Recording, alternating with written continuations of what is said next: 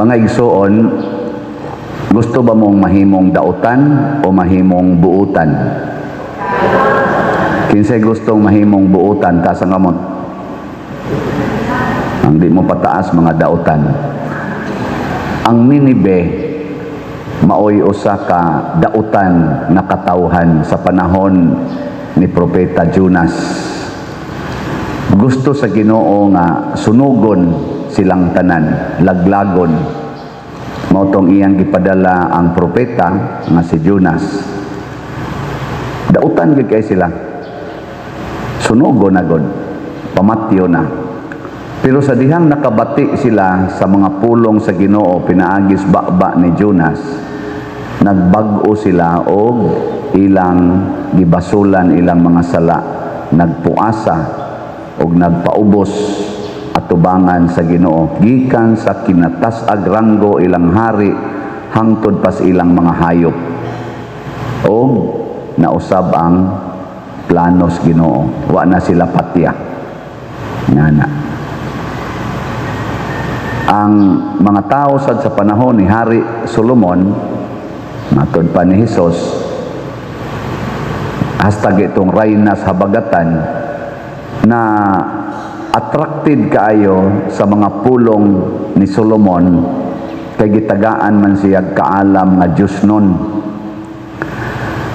Nakaron pag abot ng Hesus din his kalibutan, ang mga tao dili mo tuo nga siya Ginoo.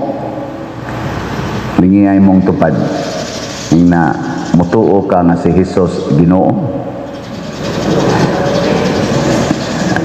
Lingi aba.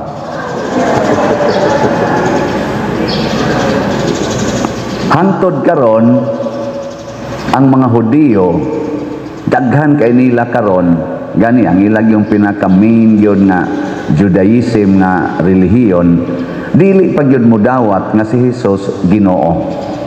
Og daghan sarong mga tao nga dili gyud mudawat nga si Hesus Ginoo, bisan pa gani sa mga sikta nga nagtuo Ginoo, di gyud sila mudawat nga si Hesus Ginoo. Mao na ang ilang unang buhaton aron kunuhay mutuo sila, muhangyo sila nga paghimog milagro. Paghimog milagro aron mutuo mi. Di ba daghan nato karon basta naa gani nagmilagro nga mga santos, nagmilagro kay nihilak or mitubo or mikatawa or duna didtoy naayo, duna didtoy nakapasar sa board exam, natawat sa trabaho. Di ba adto dayon ta magpunsisok? Mao na sila yung mga gipasabot nga wa mo tuo ni Hesus nga Ginoo. Manginahanglan yog milagro og gitawag na ni Hesus atong ebanghelyo kana mga taong magsigig pangitag milagro, una pag yun mukugi og adto, gitawag na sila og mga daotang katawhan. Na nilingi ana sa imong tupad ing nagimilagruhan na kadinhi, ing nagimilagruhan kadinhi. Unsa may hinungdan nga ni amoron din hebe? Basig na ngayo mog milagro. Ginoo, milagruhin ning akong tuhod nga maayo unta ni kay sakit kaayo. Ginoo, milagruhi Santiago, milagruhi in taon ning akong pamilya kay gubot kaayo. Ikaw man ginaghatag og kalinaw kay mutabang man kag naay mga gubat og kagubot didto sa Espanya. Ang ako in taong pamilya, Senyor Santiago, tagahi in taong kalinaw. Milagruhi in taon ning kabuot sa akong igsuon nga magsig pangilog sa among yuta, nag-away naman may aning among mga yuta hinuon. Ana ba? Milagruhi in taon ning batasan sa among pare. Hindi na lang kumusumpay. Milagruhi in taon ning among mga congressmen, among mga senador, ug ang among presidente, ug ang ICC, ug ang mga politicians aron mga usab ilang batasan di na mangawat ani among mga kwarta. Milagruhi in taon Ginoo, mutuo magilming naa jud kay milagro. Ana, mahimutang dautan sa matas Ginoo. Milagruhin ning akong naong Ginoo nga dili nang ta nimo padayon og puti ang akong buhok Kay di ka magmilagro, ako gining pakuluran. Ana. Nabuangon mong dago. Daghang kitag pangayoong milagro. Kining akong cancer, Ginoo, stage 4 mo tuo pagyud ko Lord gana adyo kay milagro, kuha ang taon ni mga cancer cells. I claim nga mawa gining akong cancer. Dautan ka. Ana ha? Ingon na sad mo sa inyong una-una, Padresyano, wala man tingin mo tuo Ginoo tingali. Uy, nagbasir ako sa Ebanghelyo, oy, naunsa man mo diha. Unsa man day mayong pangayoon sa Ginoo?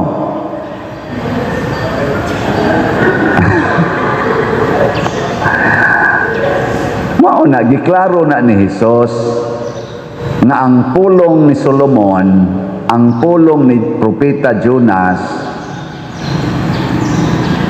nakapausab sa mga kasing-kasing sa mga tao.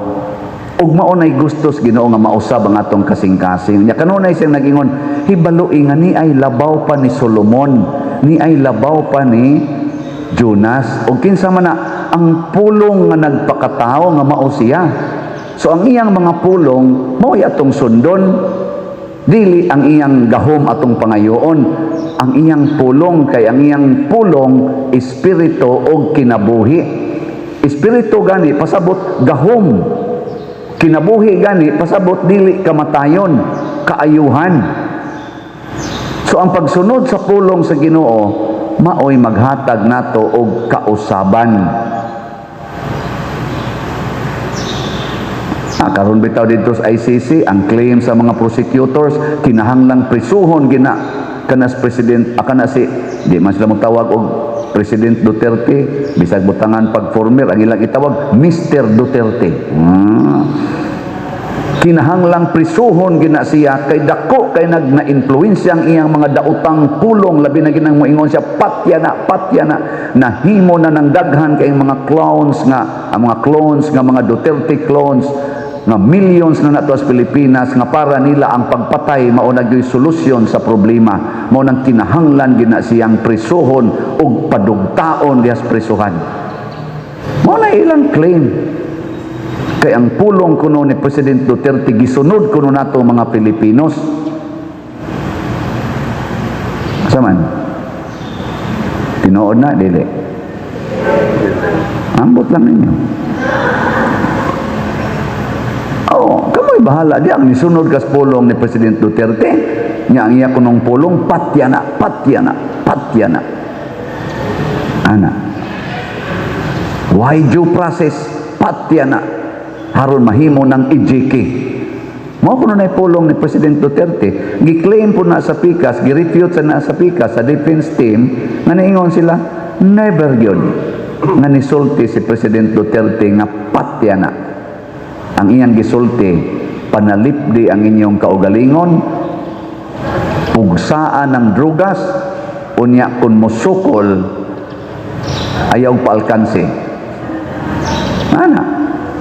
Sa ato pa, matod pa sa defense team, nga self-defense ang gi-encourage ni President Duterte. Og sa atong balaod sa Pilipinas og sa international law, dili crime kung makapatay ka out of self-defense.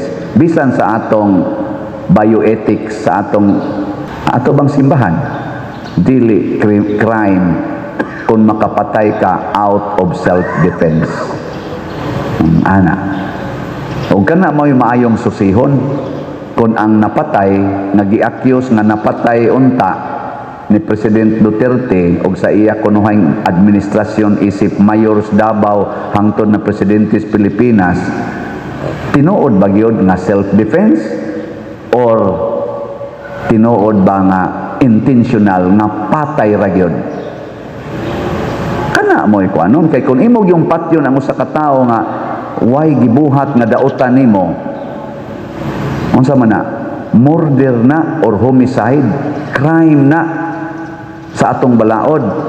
Pero giatake ka ng tawhana na miligro imong kinabuhi sa imong pagpanalipod sa imong kinabuhi, napatay nimo siya, self-defense na, dili na crime. Pero sa atong Katolikong tinuhuan sa sugo ni Kristo, lahi sad siya self-defense.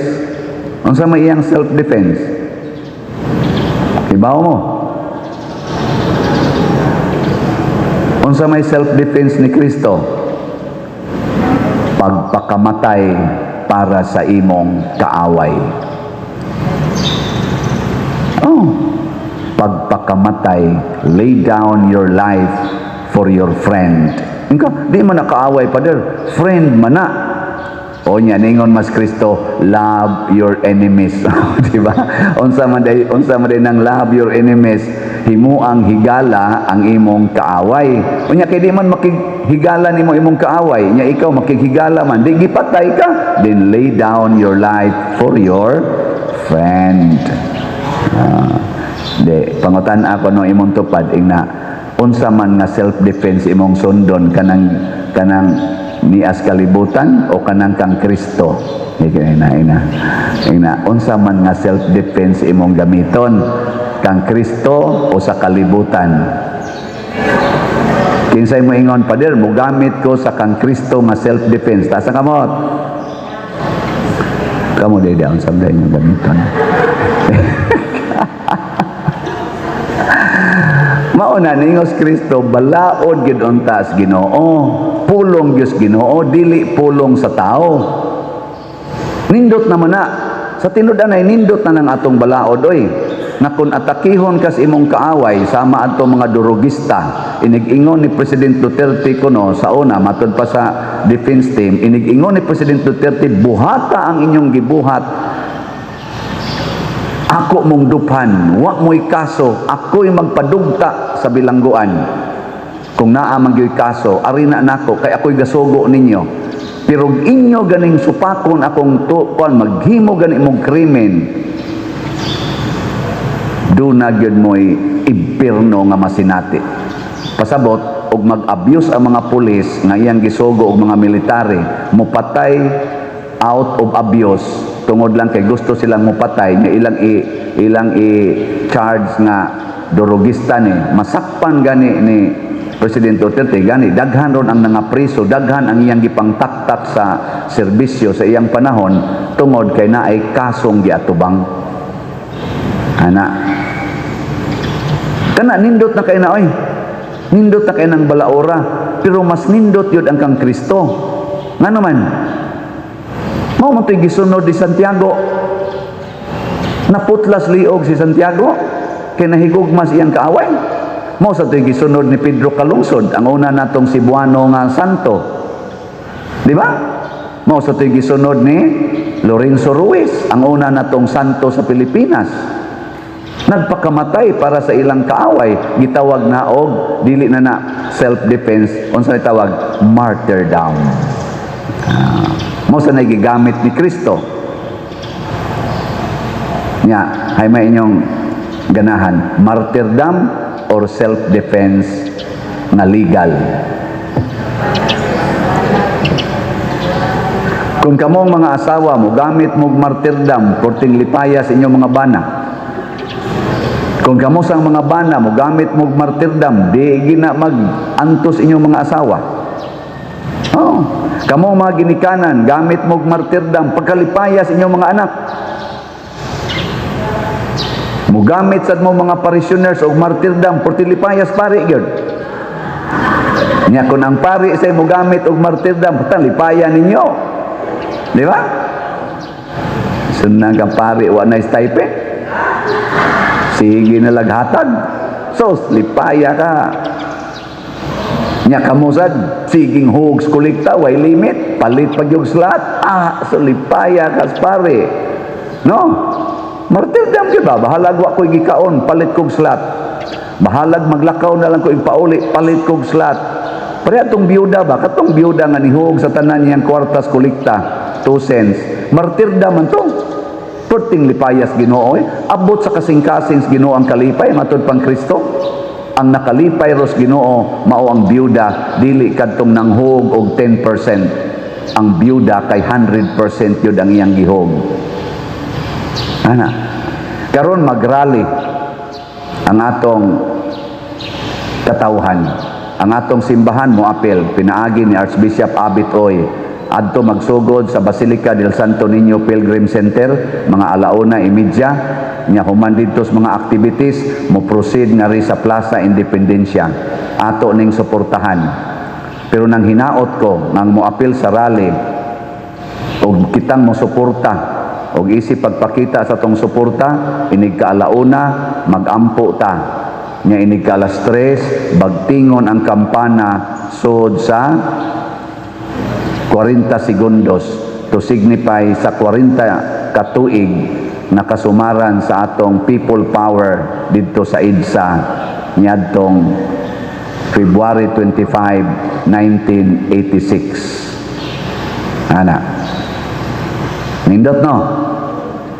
Unsa may issue atong giusab, atong people power, martial law, corruption, lack of transparency, unya criminality, injustice, mo'y gi people poweran to.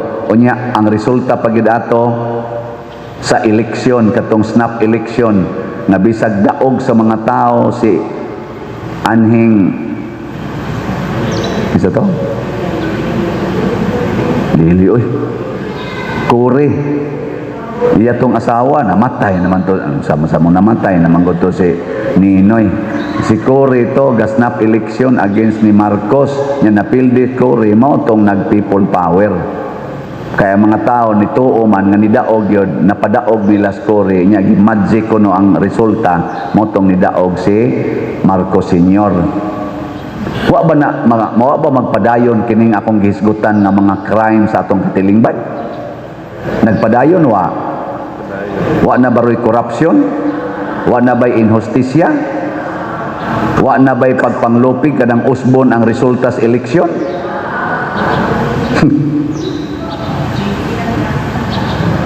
Unya, magrali-rali ta. Unsaon pagkausab ana? Na 40 ka tuig na wa man mausab. Gani ni grabe matud pa ni Sir Ted Pailon og sa kanang mga vloggers nga akong gipaminaw. Ang sauna maghisgot og corruption na aras millions, labing dako billions, murag tag maigking kun mohisgot ng billions. Pero karon trillions na. Trillions. Katong gisulti ni Saldico nga mga malitang kwarta nya gideliver ngadto padong sa Speaker Romualdez o ngadto padong sa Malacañang napahilom nila si Saldico nakadungog pa ba morong Saldico wa na no wa na sa hisgot ni sulti sad si Master Sergeant Gutisa nahilom pero thanks be to God the other day na ay nitungha nga 18 retired Marines soldiers nga kauban ni Sergeant Gutisa og nitistigo sila napagid sila yung mga pictures ilas ang kaugalingo mga pictures mga videos og mga documentary og nag-issue sila nag-files nag-execute sila mga affidavit silang 18 kabuok og ilang gisulti didto apil mga pictures nga naay lawyer nga nagpataliwala nila na naroon sa social media nagkatag na nga ang mga malitang kwarta usa sila gihangyo nga mo deliver mo assist sa lain-laing okasyon ilang gipang mention ang mga lugar na gideliveran una ang Kongreso sunod ang Senado sunod ang Malacañang,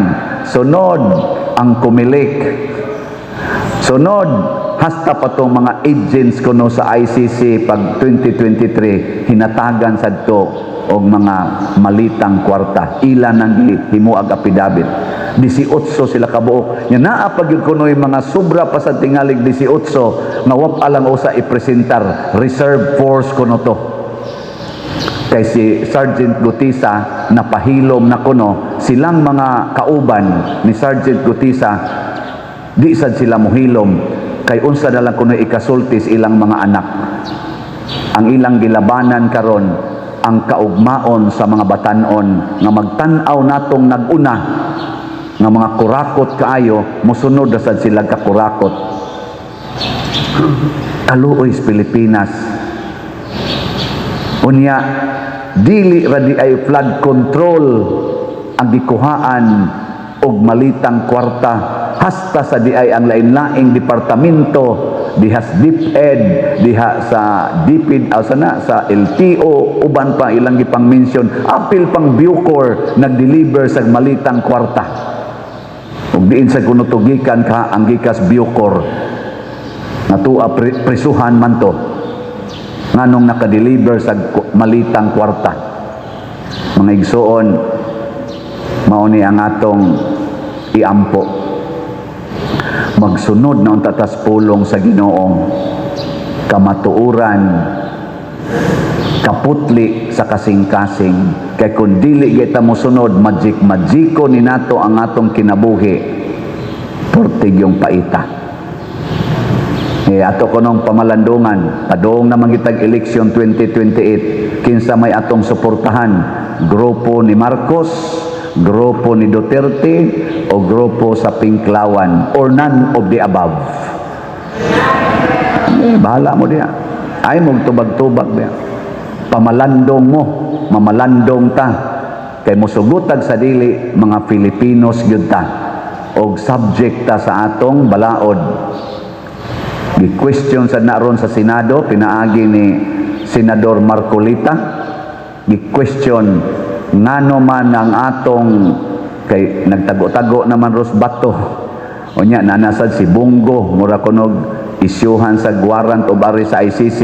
Ang question ni Marcolita, Senador Marcolita, ngano man nga mo allow man ta aning foreign court nga maoy mo impose nato sa ilang warrant of arrest na independent man ta, sovereign man ta, wa man sa tay koneksyon na sa ICC, nganong ingon ani naman ta, nga naa man ta tay balaod, naa man ta tay functional nga mga korte, gikan sa Supreme Court hangtod nga ris ubos, naa man unta, nakapapriso mangani tagduha na ka presidente, nakapataktak mga itagdaghan kay mga Supreme Court justices, kay tungod functional kaayo ang atong kaning atong korte dinhi, nganong mo allow man ta sa foreign courts nga mohimo sa ilang investigasyon o pagpanakop dinhi.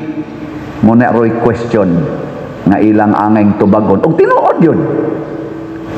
Sunan kay giingon sa prosecutors team against Duterte nga niingon kuno si Crispin Remulla kana rong atong ombudsman nagikas DOJ, wala nay paglaom nga adto pa na litison si President Duterte sa Pilipinas, kay sikat kay na siya dito, influential kay na siya, dili mudot ang atong balaod.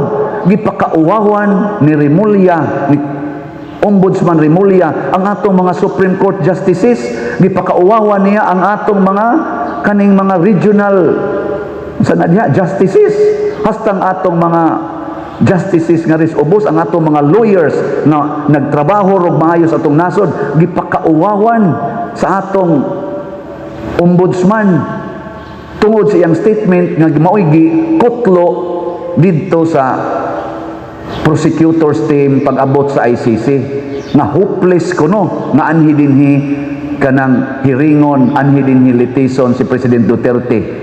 Hopeless sa ato pa iya nang discriminate ang atong mga korte, ang atong mga lawyers nga naglihok karon, naglihok sa atong nasod, hastang atong justice system. Ingon anak na lang kita ka, wa nay gugma sa atong nasod. Kay wa na ta magsunod sa pulong sa Ginoo. Ang ato ra bagyong kanunay sultihon diha sa atong konstitusyon unsa man, we the sovereign Filipino people imploring the aid of divine providence. Nakasintro kita sa Ginoo, anha sila diha sa korte, magkupot gina sila anang Bible, so help me God. Kana na lang unta mubalik unta mo diha kamong mga nagdas atong nasod gikan sa kinatas ag ranggo hangtod sa kinaubsan, Mao ba nay gisultis Ginoo nga ngatong hustisya dinhi bawgon lag malitang kwarta? Mao ba nay gisultis Ginoo nga ngatong hustisya dinhi usbo nato tungod lang anang kwarta? Ang gisultis Ginoo, the love of money is the root of all evils. Mo nang naingos Kristo, dautan kining maong katawhan kay ang kwarta mo magic na. Ang napildi sa eleksyon, gipalingkod sa kumilik. Ang nidaog sa eleksyon, nitong yaging eleksyon, gitaktak sa kumilik, gimagic sa kumilik, tungod di ay tingali. Ingnon talang tingali. Og tinuod tong gisulti aning 18 Marines, kay gidilibiran man di ay tingali. Og tinuod na, niining malita, nga dunay sod na magic. Sige, manindog na ta mga magikiro.